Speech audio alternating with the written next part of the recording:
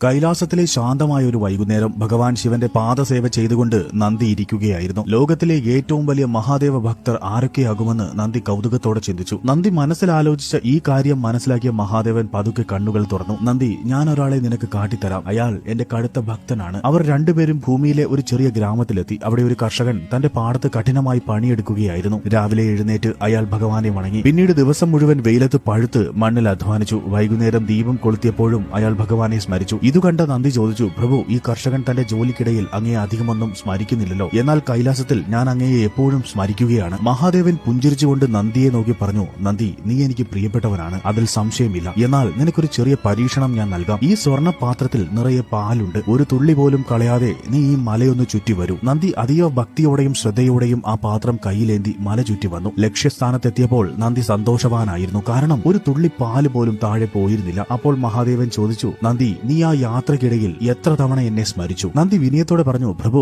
അങ്ങ് തന്ന ഈ ദൗത്യം തെറ്റാതെ പൂർത്തിയാക്കാൻ ഞാൻ എന്റെ മുഴുവൻ ശ്രദ്ധയും ആ പാത്രത്തിൽ തന്നെ വെച്ചു. അതുകൊണ്ട് ആ സമയത്ത് എനിക്ക് അങ്ങയെ സ്മരിക്കാൻ കഴിഞ്ഞിരുന്നില്ല. അപ്പോൾ ഭഗവാൻ പുഞ്ചിരിച്ചുകൊണ്ട് പറഞ്ഞു, നന്ദി, നീ ചെയ്തത് വലിയൊരു കാര്യമാണ്. ഏൽപ്പിച്ച ജോലി തെറ്റാതെ ചെയ്യുക എന്നതും ഭക്തിയാണ്. ആ കർഷകനും ചെയ്യുന്നത് അതുതന്നെയാണ്. വിശക്കുന്നവർക്ക് അന്നം നൽകാൻ വേണ്ടി അവൻ തന്റെ ജോലിയിൽ പൂർണ്ണമായി ശ്രദ്ധിക്കുന്നു. ആ അധ്വാനത്തിനിടയിലും അവൻ എന്നെ ഓർക്കുന്നുണ്ടെങ്കിൽ അത് അവന്റെ ഹൃദയത്തിലെ അചഞ്ചലമായ എന്നോടുള്ള വിശ്വാസം കൊണ്ടാണ്. നീ എന്റെ കൂടെ ഇരുന്ന് എന്നെ സ്മരിക്കുന്നു.